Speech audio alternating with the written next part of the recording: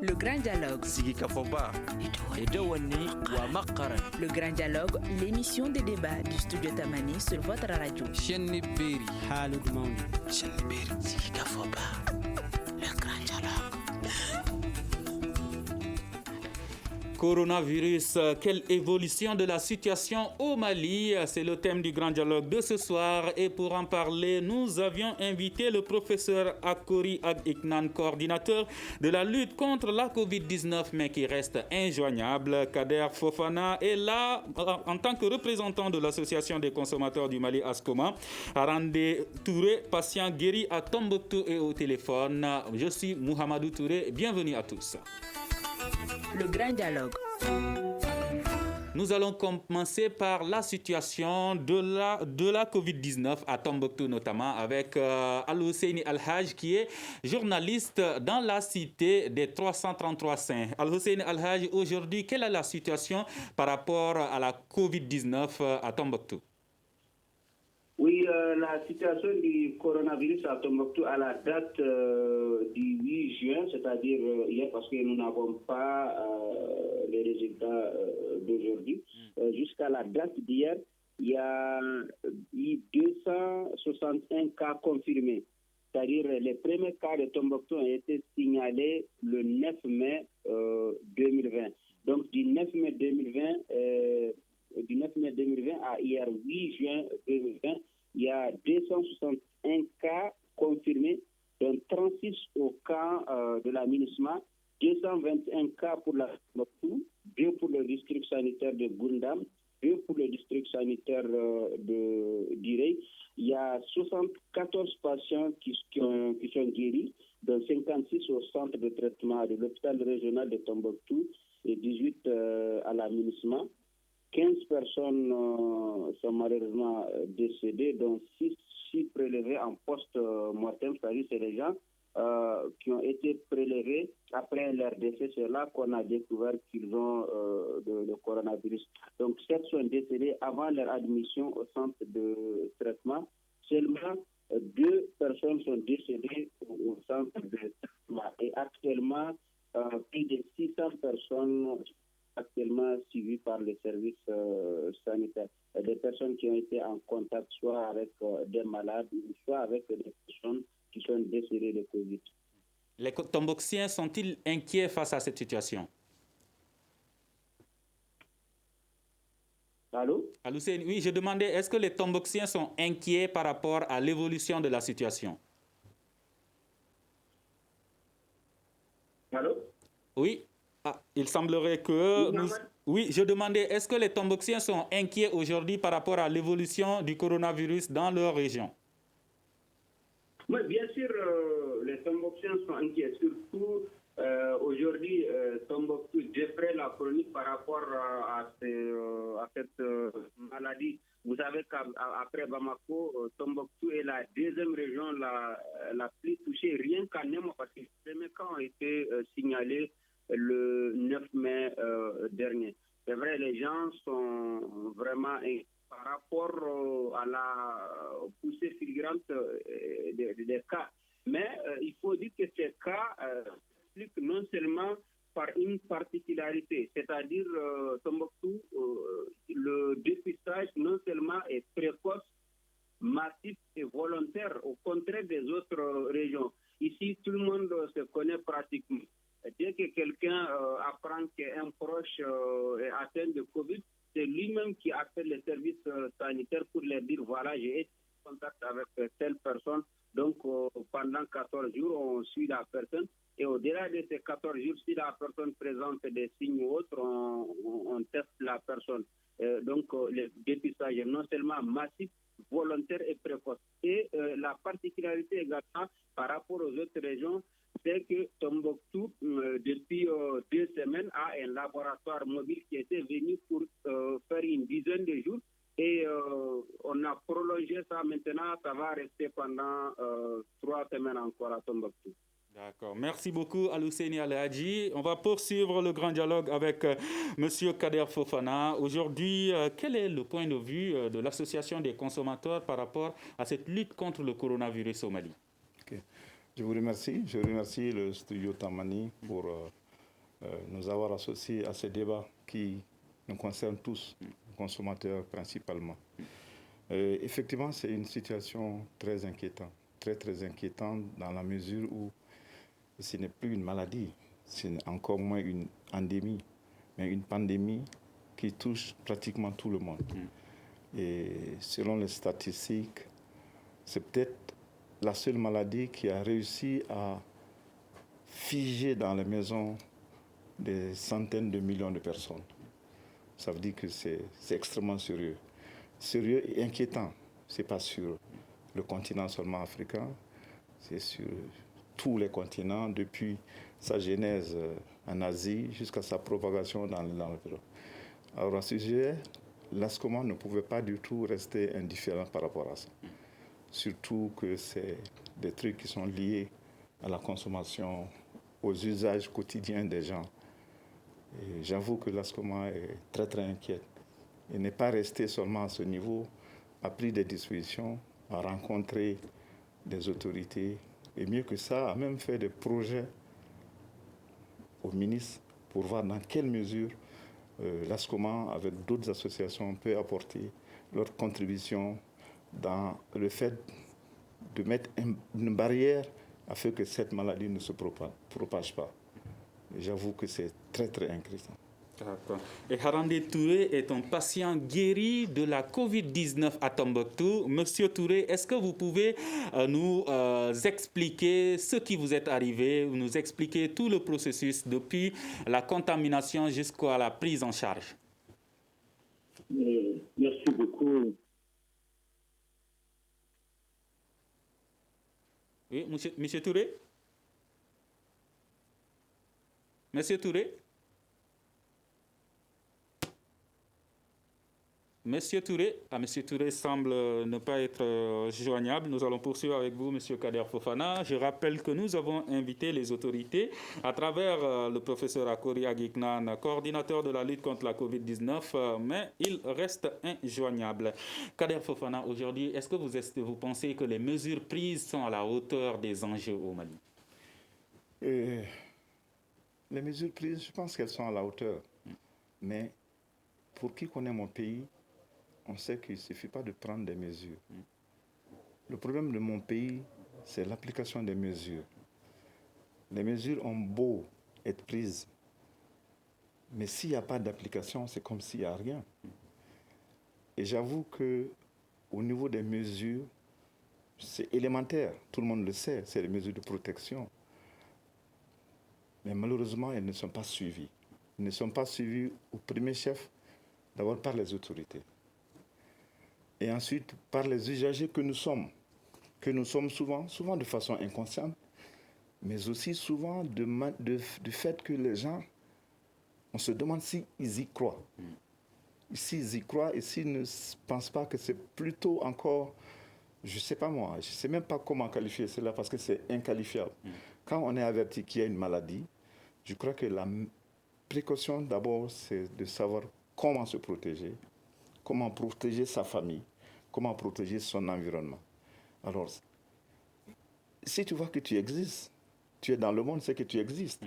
Alors, il y a une pandémie, les gens en ont parlé, ce n'est pas nous seulement, c'est tous les pays du monde. On a vu des trucs à la télé. Et mieux que ça, la difficulté, quand on regarde des images, c'est dommage qu'il y a des images qu'on ne peut pas montrer ici, enfin qui ne sont pas disponibles. Mais quand on a vu des endroits, je parle l'exemple, je l'ai vu juste hier soir, de ce pays modèle en Afrique, c'est le Rwanda. Le Rwanda a commandé une dizaine de robots. Et ce robot a permis de mettre, pas à la touche, de diminuer la tâche des aides-soignantes, des dames de salle auprès des malades. Ça veut dire que c'est la conscience qui est là. Ça veut dire que c'est l'État qui a pris en charge. Nous, les consommateurs, on a envisagé beaucoup de choses, mais on ne peut pas les faire parce que c'est aussi souvent une question de moyens. Je pense que c'est extrêmement important. Et pour la mesure, je vais juste vous donner un exemple. Il y a eu un slogan célèbre, un Malien, un masque. Je remercie Studio Tamani qui respecte ce truc parce que je suis pratiquement tous vos débats. Et je vois qu'au niveau, il y a la protection qui est là. Mais qu'est-ce qui gêne de faire cela? Il n'y a rien qui le gêne. Pour l'accès aux services publics, il y a certains services publics, pour y accéder, on exige de vous le masque. Et si vous n'avez pas de masque, vous avez tout de suite à l'angle quelqu'un qui vient vous dire j'ai le masque avant. Alors, souvent je me demande, est-ce que ce n'est pas quelque chose de guidé? Est-ce que ce n'est pas quelque chose qui est fait sciemment? Sinon, si les services disent il faut vous protéger, ils doivent fournir le masque. Si ça ne coûte rien, on va me dire que ça ne coûte rien, chacun doit être à mesure de se le procurer. Mais non, ce n'est pas facile comme ça. Ce n'est pas facile comme ça. Surtout que souvent, c'est des masques à usage unique.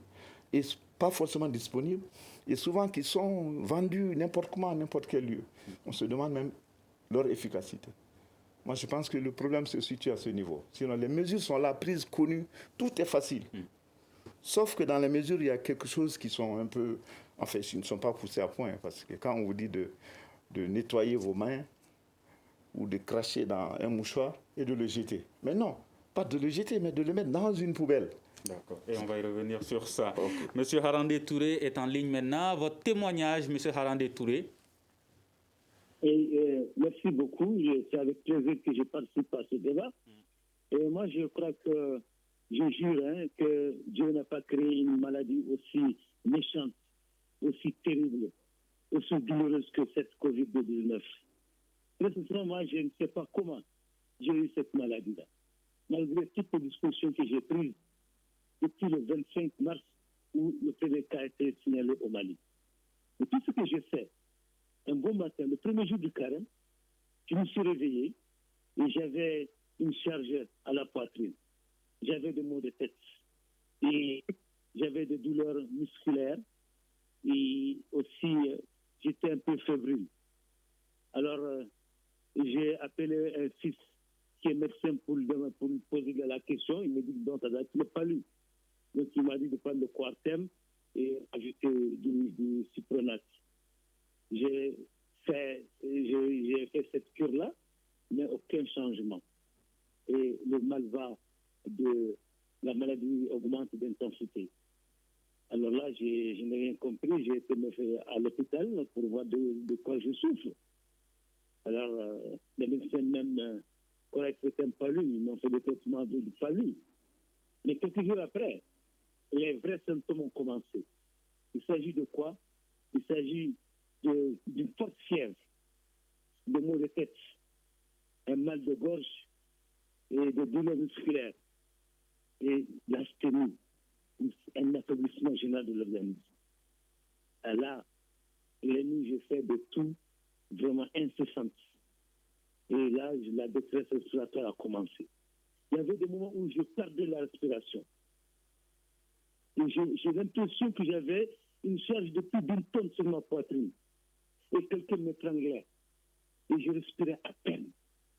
Et c'est là que les médecins ont commencé à prendre la chose au sérieux. Et là, ils se sont occupés de moi. Ils ont commencé à me faire, d'abord me donner les antibiotiques. Et ensuite, ils m'ont amené à faire le test. Et le test a confirmé que je suis positif. Et là, j'ai été pris en charge au centre à l'hôpital régional de Tombouctou, où on m'a administré les différents médicaments qu'il me faut.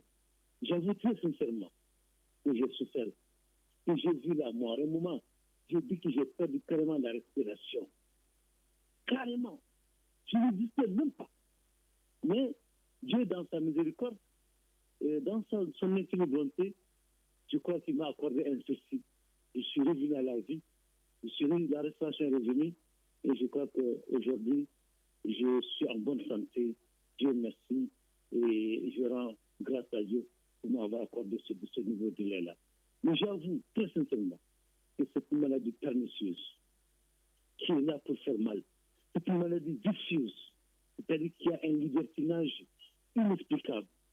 Et sa contamination, c'est un clin d'œil. Voilà ce que moi je peux dire en entendant sur cette maladie-là. Et que nous devons tout faire pour nous préserver parce qu'elle est très méchante. Elle tue, elle est venue pour tuer. Merci. Votre contamination jusqu'à la guérison, ça a duré combien de temps? Très sincèrement, j'ai fait 27 jours de maladie. 15 jours à la maison avec les crises symptomatiques parce que les gens ne m'ont pas cru que c'était le corona. Mais les docteurs étaient à mes pieds. Je leur ai dit que c'est le corona, mais ils ne m'ont pas cru. Et j'ai eu la chance de faire toutes les crises symptomatiques, jusqu'à la détresse respiratoire. J'ai fait 15 jours dedans. C'est là que le médecin chef de Tombouctou avait dit que j'ai contacté quelqu'un sur lequel il doutait. Alors là, ils disent donc que je deviens une personne contact. Et là, j'ai eu la chance d'être testé. Et c'est là qu'ils ont décidé que effectivement, ce dont je souffrais était vraiment la COVID-19. Et c'est là qu'on m'a amené dans le centre de prise en charge. Si le docteur avait su vite que le début c'était le corona, je crois que je n'allais pas souffrir autant. Mais il y a eu un retard dans mon cas, ce qui a fait que j'ai vu toutes les détresses et toutes les phases méchantes de cette maladie-là. Donc, je remercie Dieu. J'ai pu avoir des médecins très efficaces, déterminés. L'équipe de Charles Dara, l'équipe de Mamadou Mariko de CCRF, vraiment m'ont apporté les soins qu'il me fallait. Et Dieu merci, je vais bien aujourd'hui. D'accord. M. Kader Fofana, est-ce qu'il y a une négligence dans la prise en charge du cas de M. Harandé Touré? Parce qu'il dit, quand il a contacté lui-même des médecins pour leur signaler qu'il craint que ce soit le coronavirus, ceux-ci ont conclu qu'il s'agissait du palu sans avoir fait un test. Et effectivement, et vous me permettrez d'abord de souhaiter, de féliciter Harandé Touré pour avoir vaincu ce mal. Et souhaiter aussi que beaucoup de Maliens qui sont atteints par cette maladie puissent l'éviter par la grâce de Dieu. Et ceci étant dit, je voudrais juste aussi répondre à une phrase que je n'ai pas beaucoup compris dans ce qu'Harandé Touré a dit, quand il dit que Dieu a créé cette maladie. Non, Dieu ne crée pas le mal. C'est nous qui nous faisons du mal. C'est un peu comme si tu dis à un enfant, ne rentre pas dans cette forêt. Et l'enfant te dit, je cherche le serpent. Mais c'est pour ça que tu le chasses. S'il va chercher, laisse-le. En fait, je pense que les mauvaises choses, c'est nous qui les attirons en nous-mêmes. Quand on dit à quelqu'un ne bois pas de l'alcool, mais parce qu'on sait ce que ça fait. Quand on te dit ne fais pas ça, c'est juste des mesures de prudence. Je pense qu'il faut situer Dieu à ce niveau, mais pas dans la création du mal. Ceci étant dit, dans son deuxième propos, c'est l'automédication. J'ai apprécié qu'il soit resté guéri, mais je n'ai pas apprécié qu'il dise par quel processus, quel médicament il est passé pour se faire guérir, pour se soigner. Parce que les gens suivent l'automédication. Les gens vont penser que dès que vous avez le Covid, c'est ça qui soigne. Je pense qu'il a bien fait de se révéler à un service et que les structures n'ont pas pris cela en charge. Je peux comprendre comme je peux ne pas comprendre. Il y a eu un cas célèbre ici à Bamako où quelqu'un s'est déplacé pour aller à l'hôpital du Point G pour consulter si effectivement il avait le coronavirus. À son arrivée, les médecins, les aides-soignants, ils ont tous fui. Oui, donc c'est peut-être une impréparation. Ce n'est pas qu'ils ont refusé, mais c'est qu'eux-mêmes, ils ne sont pas protégés. Donc je pense que vous avez dit en avant à venir, c'est les mesures de barrière. Si celles-ci sont prises, il va sans dire que je crois beaucoup à nos médecins, je crois beaucoup à nos hommes de santé, même ceux qui sont passés par la Croix-Rouge. C'est vraiment des personnes qui ont une certaine expérience. Il suffit juste de les mettre à la tâche et de les écouter. Mais pas faire le malien s'auto-médiquer, comme on voit partout. Les médicaments par terre, on voit. Je pense que c'est une maladie qui ne devrait pas prendre le malien. Parce que pour un rappel, vous savez, ce n'est pas maintenant qu'on parle de se laver les mains. Il y a eu des chefs d'État qui sont passés, qui en ont fait un slogan, une journée spéciale. Alors je crois que si on suit ces mesures élémentaires, c'est sûr que ça va se réaliser. Le mal qui peut nous permettre aussi de conjurer, c'est peut-être les fréquentations. Je ne sais pas si vous avez prévu qu'on en parle, mais les fréquentations d'isolement. Parce que c'est des foyers où on peut s'échanger très facilement quand il y a une rencontre de plusieurs personnes. Je l'ai dit, vous soignez pour votre famille. Mais il est prévu aussi l'isolement. Il n'en a pas parlé. Est-ce que quand il est tombé malade, il s'est isolé d'abord? Ou quelles sont les dispositions qu'il a prises pour protéger sa famille ou ses proches? Je pense que c'est des éléments extrêmement importants. S'il peut nous donner des expériences sur ce plan, je pense que c'est beaucoup incitatif et éducatif. Maintenant, les services de la santé, j'ai beaucoup travaillé avec eux. Ça fait, Dieu merci, grâce à l'ASCOMA et à ma présidente, que je salue au passage, qui devrait être là, mais pour une raison de santé, elle n'est pas malade, mais elle a voulu juste se reposer un peu. Donc, j'ai côtoyé le ministère de la Santé pendant très longtemps et j'ai suivi beaucoup d'aspects dans le domaine de ce qu'on appelle One Health, une seule santé. Et c'est des sujets dont on a parlé, pas Covid, parce que Covid n'existait pas. C'est des sujets dont on a discuté. Et au niveau de l'ANSA, il y a beaucoup de mesures des dispositions qui avaient été prises avec l'ASCOMA pour faire ça. Mais je l'ai dit, c'est-à-dire, tant qu'il n'y a pas de mesures d'application, et tant que le citoyen n'est pas conscient qu'on le fait pour lui, on demande à lui, l'enfant, de ne pas aller dans le fourré et qu'il refuse de chercher le serpent, que ce sera très difficile aux autorités de conjurer ce mal qui peut atteindre chacun de nous. Que Dieu nous en garde, nous en préserve. D'accord. Alors, M. Harandé Touré, avez-vous été isolé? Est-ce que votre famille a pu échapper à une possible contamination? Merci beaucoup. Je crois que M. Kader va me pousser à développer et je vais prendre assez de temps. Parce que moi, je suis tombé malade le 24 avril, le premier jour de la fête du carême. Et je dis que je n'ai pas fait l'automédicaменtation. Non, je ne l'ai pas fait. Mais seulement, j'ai vu beaucoup de signes précurseurs de cette maladie-là. Et j'ai été me faire consulter. Mais dans ma consultation, les médecins ont découvert que je fais une bronchopneumopathie. Et moi, je ne suis pas d'accord que c'est un bronchopneumopathie. Pour moi, c'est bel et bien le corona parce que tous les symptômes l'indiquent. Mais ils m'ont fait le traitement qu'il faut. Et ils ont leur agenda, ils disent que ce n'est pas le corona. Mais moi, j'étais convaincu que j'avais le corona. Et j'ai pris la décision que j'ai le corona le 30 avril. Et là, j'ai pris la décision de ne plus aller à la mosquée. J'ai pris la décision de ne plus aller sur la place publique. J'ai pris la décision de ne plus aller au lieu de rassemblement. Et j'ai pris la décision de ne plus me regrouper avec ma famille. Donc, je me suis confiné moi-même dans mon antichambre. Et de temps en temps, je recevais la visite de mon médecin, Mamadou Marikou, qui venait pour me voir, me consulter et me donner les médicaments qu'il faut. Il m'a donné tous les antibiotiques nécessaires et il m'a donné vraiment un très bon soin. Mais néanmoins, j'ai fait quand même des crises symptomatiques, c'est-à-dire allant à la fièvre, mal de gorge, etc., le problème de respiration et jusqu'à la détresse. Donc effectivement, j'ai protégé ma famille. J'ai protégé mes enfants parce que je me suis éloigné d'eux. Mais si je n'ai pas pu protéger, c'était mon épouse. Parce que là, il y avait un moment où je ne pouvais rien faire.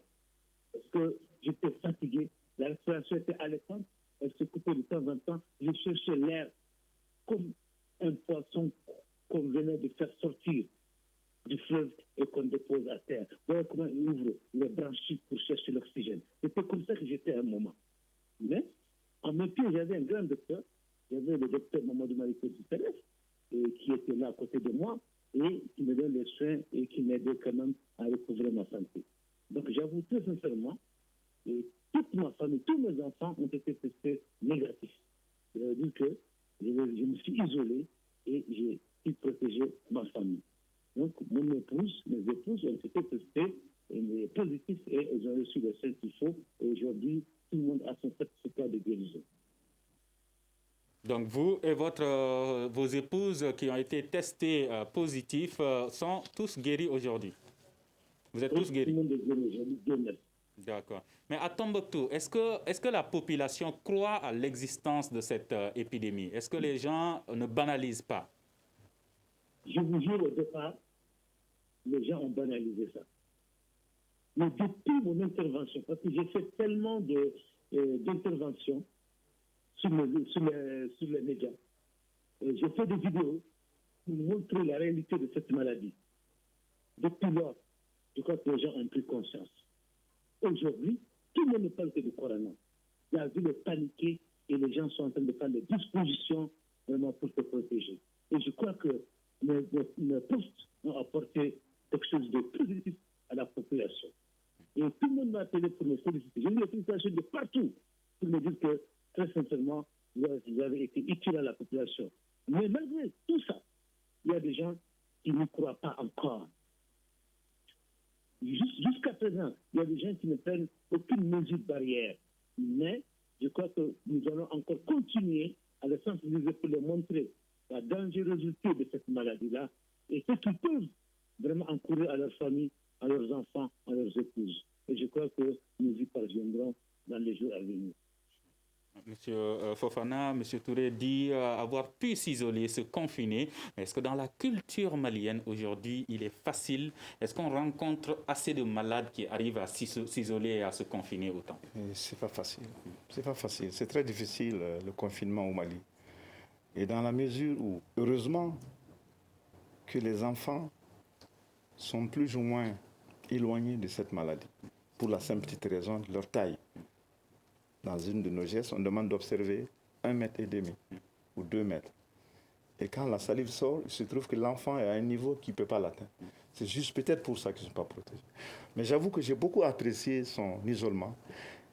Et pour un Malien, ce n'est pas facile. Ce n'est vraiment pas facile de s'isoler. Je voudrais qu'après, il nous rappelle par rapport à la mosquée. Lui, il a abandonné la mosquée. Mais qu'il nous parle de la mosquée à Tombouctou. Est-ce que cet isolement existe? Est-ce que ces mesures sont un peu observées? Qu'il nous parle aussi des cérémonies.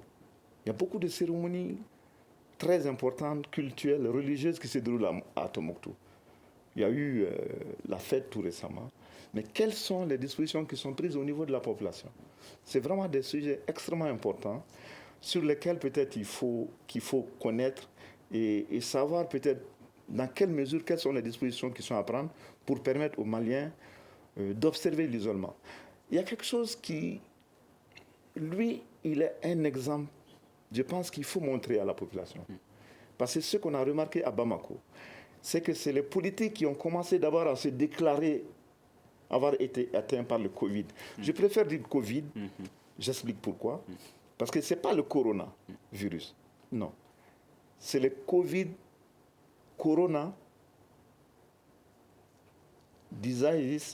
coronavirus disease, c'est-à-dire la maladie qui est transmise par le coronavirus. Le coronavirus n'est que le mal, mais c'est la maladie qu'il faut ajouter. Donc, eux, les politiques ont commencé à se déclarer. Je ne vais pas citer des noms, chacun connaît, mais la population va penser que c'est la maladie des riches. Tant qu'on ne montre pas le commun des Maliens qui est atteint par cette... Certains même ont pensé qu'il s'agit d'une maladie politique. Politique, les exactement. Les politiques l'ont amené, que c'est une stratégie. Exactement. C'est une stratégie pour eux et ça ne va pas les toucher à eux parce que ça dépend de eux qui voyagent beaucoup, qui sont en contact avec les gens. Eux, ils sont dans leur maison, ça ne leur arrive pas. Non, ce n'est pas le cas. Mais je pense que le cas de Randan, c'est vraiment un exemple qu'il faut essayer de divulguer le maximum que possible. Et je disais tantôt que par rapport au niveau de contamination, donc si les dispositions sont prises, chacun reste isolé dans son coin. L'isolement, c'est quoi? C'est rester chez soi, dans la mesure du possible. C'est-à-dire tout ce qu'il n'est pas obligé de faire, tu n'es pas obligé d'aller voir quelqu'un, ne pars pas. Si en allant résoudre un problème, tu peux le faire par le téléphone, pourquoi ne pas le faire? Et je pense que beaucoup de dispositions sont là maintenant pour nous permettre de résoudre des choses par le téléphone, sauf réclamer un prêt. Parce que si tu veux prendre ton prêt avec quelqu'un, tu téléphones, il va te dire qu'il n'est pas là. Donc, à part cela, je pense qu'il y a beaucoup de choses qu'on peut faire par l'isolement. Pas forcément par la présence physique. Et les opérateurs, peut-être téléphoniques, ils nous envoient toujours des messages, Non, ce n'est pas le message. Il faut diminuer le prix de la communication. Ça va permettre aux gens de rester chez eux. Je pense que c'est des dispositions, peut-être on va en parler, c'est des dispositions que l'État devait ajouter, mais ne pas leur faire participer dans le budget qui est prévu pour gérer le Covid-19. Non, ne pas leur donner de l'argent. C'est à eux de donner de l'argent à la population qui a besoin de ne pas sortir, mais de résoudre ces problèmes. On a vu en Europe, on a demandé aux gens de rester chez eux. Il y a même des dispositions salariales ou financières qui ont été prises en faveur des travailleurs.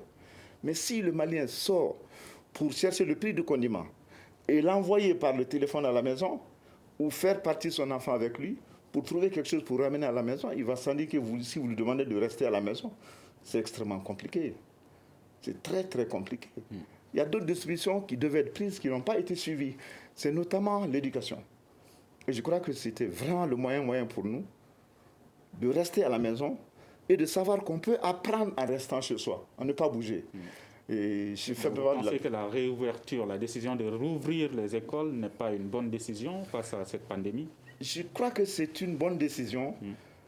C'est une bonne décision, mais il y a des mesures qu'il faut associer à cela. Il y a des mesures indispensables qu'il faut associer à cela. Parce que quand on ferme l'école, ce n'est pas bon. Je sais que on va dire que je fais du mal à l'Occident. Non. Mais je pense que c'est dans votre famille, si vous avez beaucoup plus d'intellectuels que la famille en face, vous serez content. Donc je pense que l'intérêt de l'Europe, c'est peut-être qu'on reste chez soi, qu'on n'aille pas étudier. Mais qu'on reste chez soi pour étudier, qu'on nous donne au moins, qu'on se donne nous les moyens d'étudier. Et je vois les opérateurs de téléphonie, les opérateurs, je ne sais pas moi, d'Internet, nous donner la possibilité d'accéder à cette information, d'accéder à cette éducation à la maison. Alors ouvrir l'école, ça peut avoir plusieurs sens. Ce n'est pas forcément avoir des classes pléthoriques de 100 personnes, mais c'est de prendre des dispositions pour que les enfants puissent étudier, quitte à faire, pourquoi pas, des vacations le matin. Il y a un groupe qui vient le matin, il y a un groupe qui vient le soir. Et s'il y a l'électricité, pourquoi pas des groupes le soir. Et sur Studio Tamani, de 10h à 11h tous les jours, pour les élèves de la première et la deuxième année, vous pouvez suivre notre programme éducation, l'école à la radio, qui est destiné à ces différents élèves-là. Mais aujourd'hui, quand on voit de façon globale au Mali, on a l'impression qu'il y a plus de cas de jour en jour, mais en ville, on a l'impression qu'il n'y a plus de coronavirus. Qu'est-ce qui explique cette situation? C'est dû au fait que le Malien est toujours à la recherche du quotidien. Je l'ai dit, les gens ont le prix du condiment quand ils sortent. On ne passe pas la nuit avec. Rares sont ceux qui mettent le prix du condiment aux cheveux du lit. On sort pour chercher. Ou on a, mais on ne l'a pas pour le lendemain. Donc, si à une personne comme ça, vous demandez de rester à la maison, c'est vraiment difficile. Donc, les examens, on en voit en ville. Je l'ai dit, les gens tantôt ne croient pas. Ce n'est pas qu'ils ne croient pas, mais ils se disent, bon, c'est une fatalité. C'est Dieu seul qui nous sauve. Que l'on reste à la maison ou qu'on sort, si on doit mourir, on va mourir. Ça, c'est dans le commun du Malien. C'est peut-être une fatalité, croire au sort. Mais on peut croire au sort. Mais je l'ai dit, la maladie, on l'achète. On prend la maladie. Hein. Je prends l'exemple d'une maison de plaisir. Il y a une maladie qu'on attrape là-bas, mais que tu ne vas pas attraper dans ton lit. C'est en sortant que tu l'attrapes. Donc le mal, on se le donne à soi. Il semblerait qu'aujourd'hui, les boîtes de nuit et les bars ont commencé à fonctionner encore. Et malheureusement, les mesures barrières ne sont pas observées. On m'avait demandé à un moment d'aller voir pour l'ASCOMA où est-ce qu'on en est. Mais j'avoue que je n'ai pas eu besoin d'entrer en passant devant, vu l'atmosphère. Mais j'ai vu qu'il y avait plus de monde maintenant qu'avant. Donc ce n'est pas la peine d'entrer parce qu'on sait déjà ce qui se passe. C'est pas l'ignorance, c'est toujours la recherche du quotidien. Parce qu'il y a aussi un vice chez nous, je m'excuse de le dire, mais vous allez voir que quelqu'un peut vous donner de l'argent, mais il va vous demander d'aller le rencontrer dans un endroit où il a la possibilité de se montrer, de montrer qu'il a les sous, et c'est en ce moment qu'il vous sert. Mais si vous voyez entre vous deux, il ne va pas vous donner. Parce qu'il veut faire un peu de pub. Alors, c'est des attitudes peut-être négatives du Malien. Je ne dis pas tous les Maliens.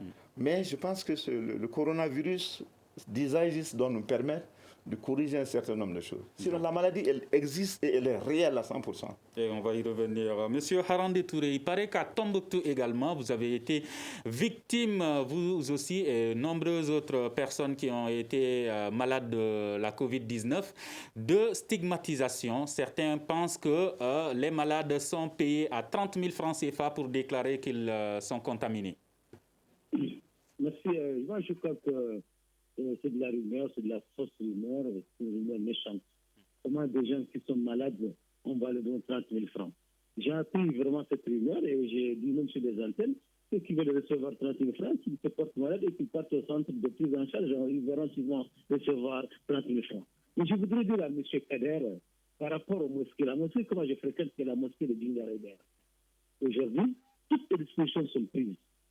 Il y a des lavages de mains, il y a des gels, on ne rentre pas sans se laver les mains et sans utiliser le gel alcoolique. Et l'imam a demandé à ce qu'il y ait la distanciation entre les fidèles. Donc des discussions sont prises. ceux qui ont les pénicillines précurseurs du coronavirus, ceux-ci se confinent en attendant que leur productivité soit assurée et soit déterminée. C'est ce que je dis. Sinon, si on dit qu'on peut confiner une population, comme ça, à Tombouctou ou bien ailleurs au Mali, c'est pratiquement impossible. Parce que ça dépend, comme il a dit lui-même, le quotidien des Maliens, vraiment, les empêche de se confiner. Là, le confinement au Mali, clairement, c'est impossible. Moi, je me suis confiné parce que j'ai vu les signes. Et là, je me dis que si je ne me confinais pas, je vais vraiment contaminer d'autres personnes et ce n'est pas normal.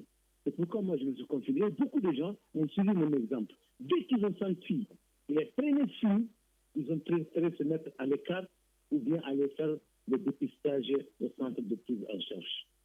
Maintenant, par rapport aux malades, effectivement, à Tombouctou, il faut reconnaître que nous sommes infectés. Tombouctou est infecté.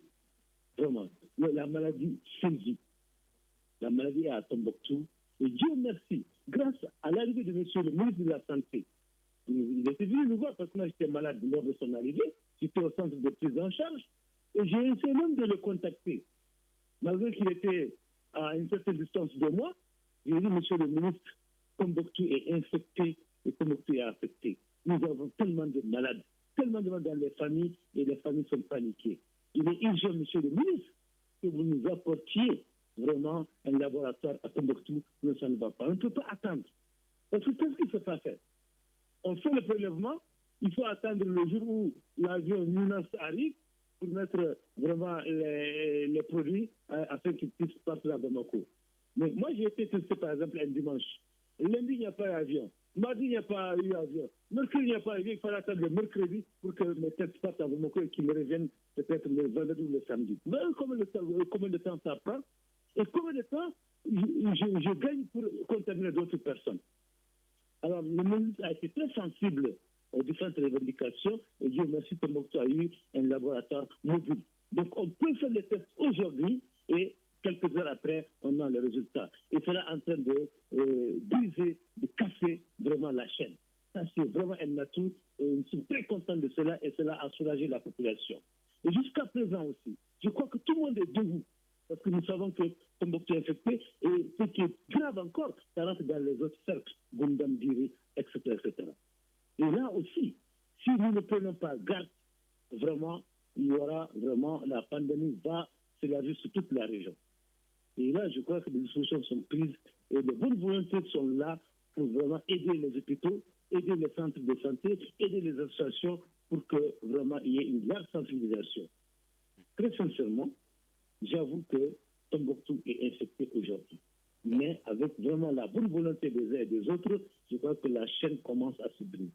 Merci, M. Touré. M. Fofana, est-ce qu'au-delà de Tombouctou, les autres régions, au niveau des zones rurales, bénéficient de ces mêmes ressources pour pouvoir faire face, contrôler ou lutter contre la COVID-19? Non. Les autres communautés ne bénéficient pas de ces ressources. Il a dit, pour faire déplacer un laboratoire mobile, il a fallu qu'on demande, il a fallu qu'on prouve la nécessité. Et combien de laboratoires mobiles il y a au Mali? Il n'y en a pas assez. Même si je ne le souhaite pas, il y a une préparation au niveau de la ville de Bamako, ce serait difficile de doter toutes les communes d'un laboratoire mobile. Alors, pour en venir à la mosquée, je voudrais juste dire à M. Randan que si on a observé la Mecque, c'est là-bas qu'on prend la religion, c'est là-bas qu'il y a les trucs de la religion musulmane. On a fermé la Kaaba. Il y a des gestes qu'on a fait à la Kaaba qu'on doit faire dans nos mosquées. Tantôt on a dit que c'était au gouvernement de fermer les mosquées. Non. Le président ou l'État n'a pas d'autorité sur une mosquée. Au niveau de la mosquée, la gestion se fait par le comité et par l'imam. Alors si l'imam a pris des dispositions pour distancer les gens, je pense que le mal n'est pas fait, le bien n'est pas fait d'abord. Et quand on demande aux gens de se laver les mains, c'est pas, jusqu'à présent, ce n'est pas comprendre, ce n'est pas compris. Le mal de la mosquée. Moi, je suis gestionnaire dans une mosquée. J'ai abandonné la mosquée. Au regard d'un comportement. Pendant le ramadan, on venait suivre les tafsirs. Il y a des gens qui se couchaient et qui dormaient. Qu'est-ce que j'ai remarqué? Que couchés, ils ont de la morve qui descend. Ou ils se mouchent il souille le tapis.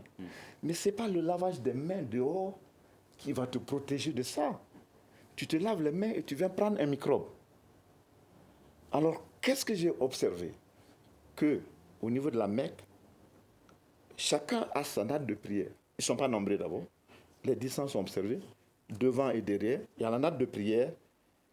Et tu pries sur ta natte de prière. Après, tu la plies et tu ressors avec. Une fois que tu quittes, ça vient balayer. On vient balayer. Mais ce n'est pas le cas dans nos mosquées.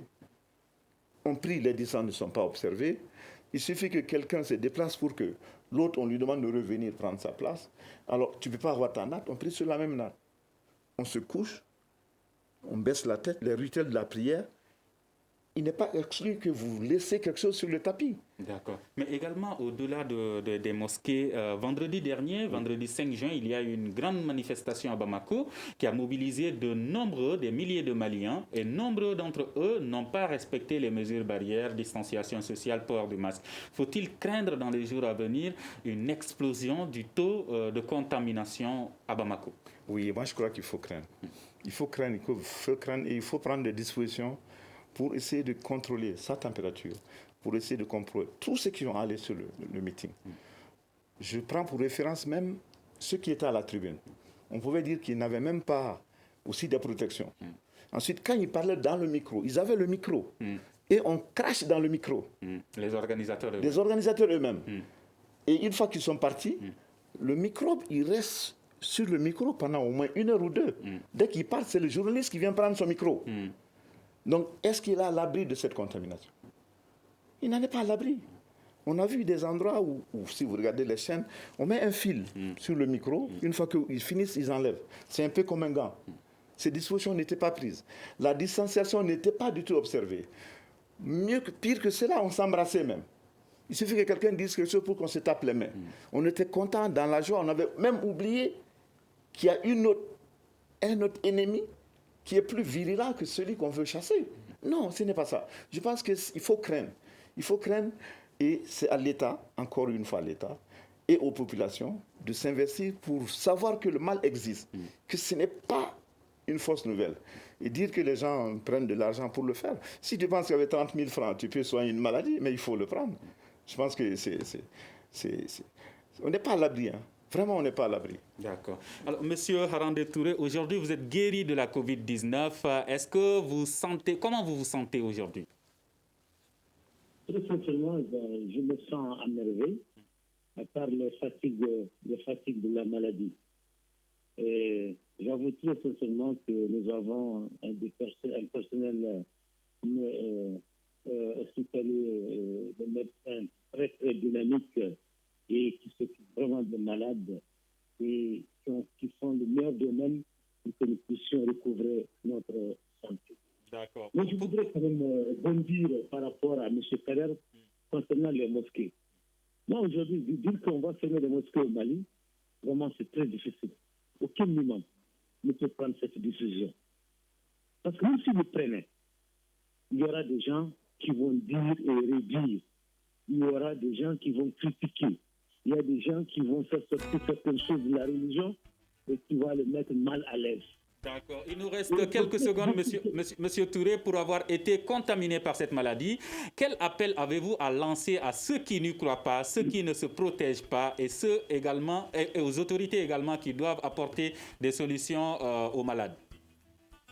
Mais moi, je crois que l'appel que je dois lancer, c'est qu'il faut que les autorités d'abord puissent prendre des décisions fortes, puissent mettre vraiment les agents dans des très bonnes conditions de travail. D'abord, protéger les agents sanitaires afin qu'ils puissent mieux s'occuper des malades. Équiper les hôpitaux. Parce qu'ici, à ce moment, il n'y avait pas de respirateur. D'accord. Et est-ce que les gens doivent croire en cette maladie? Vraiment, je demande à ceux que les gens croient à cette maladie, elle existe. D'accord. Et je demande à ceux il faut que les gens respectent les mesures barrières. Il faut que nous arrivons à laver nos mains proprement à chaque fois. Il faut que nous portions nos masques. Il faut que nous respections la distanciation. Il faut que nous fassions toutes les mesures édictées par le ministère de la Santé. Nous devons le faire pour nos épouses. Nous devons le faire pour nos époux. Nous devons le faire pour nous-mêmes également. Merci vraiment, M. Touré. Merci beaucoup. Merci, M. Touré. À vous, M. Fofana, rapidement, en quelques secondes. Je voulais juste dire, je n'ai pas demandé de fermer les mosquées. Non, pas du tout. J'ai dit d'observer les gestes barrières dans les mosquées. D'accord. Voilà. Et vous demandez à tous de croire en cela. N'oubliez pas de respecter les mesures barrières qui ont été annoncées par le ministère de la Santé. Merci à nos invités. Kader Fofana, représentant de l'Association des consommateurs du Mali Ascoma, Harande Touré, patient guéri à Tombouctou. Et je rappelle que nous avons invité les autorités à travers le professeur Akori Iknan, coordinateur de la lutte contre la Covid-19, mais il n'est pas venu. À la régie vidéo et audio, Peting Diara et Gagny Kanté, je suis Mohamedou Touré. À demain pour un prochain numéro du Grand Dialogue de Studio Tamani. Le Grand Dialogue. Sigi Kafoba. Le Grand Dialogue, l'émission des débats du Studio Tamani sur votre radio. Sigi Kafoba.